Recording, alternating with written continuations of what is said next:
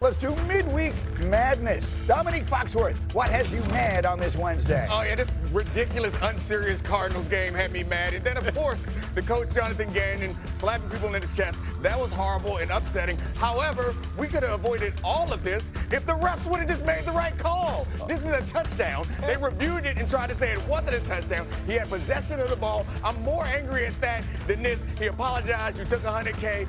Although I do think they should get $100K to DeMarcado. Like that. I'm not getting $1,000. Give it to the man who was hurt. The class action lawsuit. Peter, what has you mad today? I know a lot of different games happen, and Drake May and Trevor Lawrence played well. How about the two-point conversion? Can we give some love to the Hall to go for two on the road against the division champions and say we're not leaving this up to the kickers?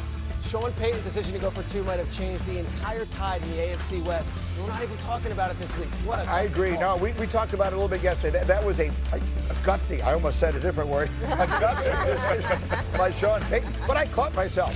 Jeffrey, what's got you mad today? Kickoffs, kicking out of bounds. You got one job, bro. One job. 55 yards, man, wide. Like, can we keep it in bounds? This is devastating. What are we? We've had 8 of these this season. We've made it so simple. It's like a little pooch kick now, and we're kicking it out of bounds. Like, stop getting cute. Kick the ball in there. Let it happen. I mean, the one for the Chiefs of the night, it crushed me. It turns the whole game. And now we're showing the Colts crushing even more. Get it off the television. Finally, Lewis, what has you mad? Look, I think I'm with you now, Green. I think now I'm getting disgusted with these Jets. Okay, you cannot have a football team have 3/5 of their starting offensive line out, and you allow 6.2 yards per carry, 180 total yards. You have 10 penalties again. After having 10 penalties the week before, you still haven't won. You're inconsistent on offense. Look, it's time to start making some examples of people there. Listen, it's time to start cutting folks, man. I'll tell you what has me mad. Who chose the word mediocrity? We aspire to mediocrity with the Jets. Mediocrity would be an enormous step in the right direction. The topic bar should be the Jets suck. That's what it should say. Well, let's face it. They're the only 0-5 team in the league, and they just played the worst game of the entire NFL season. But I digress. Our next stop is Cincinnati, where the Bengals have a new quarterback. They've acquired Joe Flacco from the Browns, because I guess Brian Sipe wasn't available. So Jake Browning has really struggled since replacing Joe Burrow, throwing 8 interceptions over parts of 4 games. Let's face it, the Bengals have been non-competitive since Joe Burrow got hurt. So this is the very rare in-division, in-state quarterback trade. So there's a lot to unpack here. Kimberly will have the Cleveland side of it in a second because she's got their game. How about the Cincinnati side of it? Should we expect to see Flacco play for them? Play. I think he could start this weekend. He could start this weekend against Green Bay. I think that is a strong possibility. They're bringing in Joe Flacco because he is exactly that quarterback that can do it on no times preparation. He knows all these defenses. He actually played Green Bay earlier this season. It's true. And he would be the first quarterback in NFL history since 1962, Jack Kemp, Buffalo Bills, to beat the same team twice in 2 different uniforms. He would be doing it as a Browns quarterback and a Bengals quarterback. But Zach Taylor and the front office, Duke Tobin, they were not calling all different teams. They were not calling for Russell Wilson. They were not calling for Jameis Winston. They wanted Joe Flacco specifically because he can do this on short times rest, and he can get thrown into the mix, and he can carry the load. Whatever you think of Joe Flacco, 16, 41 years old, he can play if you need him. You guys had a lot, pardon me, of immediate reaction to this as far as the fit, as far as the scheme, as far as the offensive line. Jeff? Yeah, I mean, he needs to ask for a pay raise right now. Before the first game, you're going to put me in there behind that offensive line. Help me, pay me for whatever bodily damage I'm about to suffer and incur, which will be significant. I mean, he's 41. He doesn't move.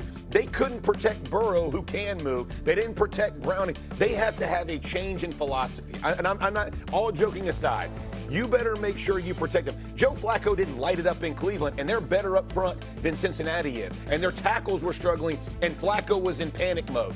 I don't care who you are as a quarterback. You start getting hit, your eyes drop down.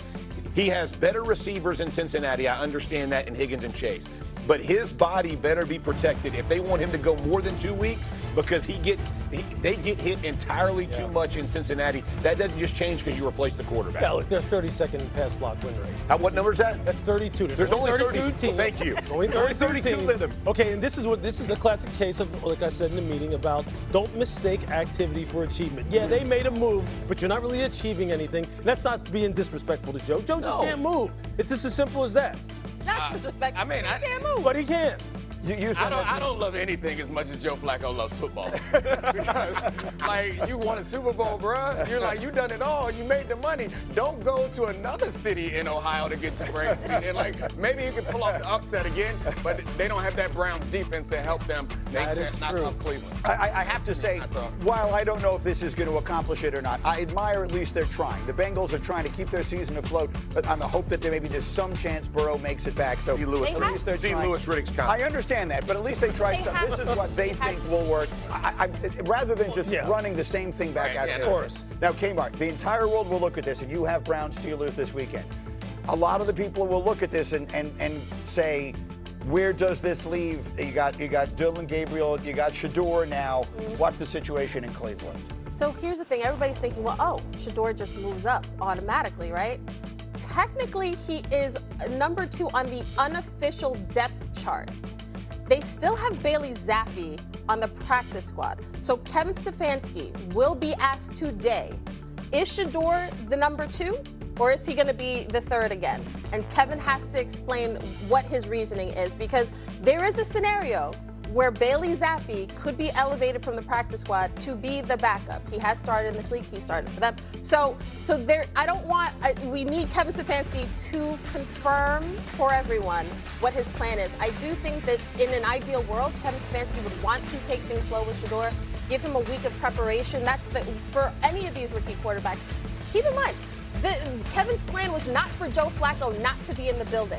The Browns were not looking to let go of Joe Flacco. They thought he would still be here, but when the opportunity arose, when the Bengals called late Monday, that sort of got them thinking, okay, we can get something for him, and we know Andrew Berry loves draft compensation. Yeah, that just sounds so ridiculous. And I get your point. And I was at that game. We did that game between Baltimore and Cleveland when Bailey Zappi started. Okay, I was there.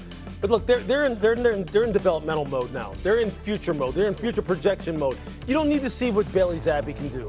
Right. Okay, you need to go ahead and elevate Shedeur to number 2, get him number 2 reps, however many that is, and you're one play away. And then you figure out what you have at quarterback, then you see what happens in 26. Let's stop messing. Look, we talked about this last time I was on the show. Why are we even messing around with Joe Flacco being the number 2 quarterback? He needed to be shipped out of there right away and move forward. I would argue that Bailey Zappi throwing in there on an injury in the middle of the game might be better for Shedeur than the other way. I think at some point this season, we're going to get to a point where Shedeur is going to be the starter going into a game. And I would rather, if I'm Shedeur, I get it. I want to get on the field by any means necessary. But if I'm Shedeur, give me my week of preparation.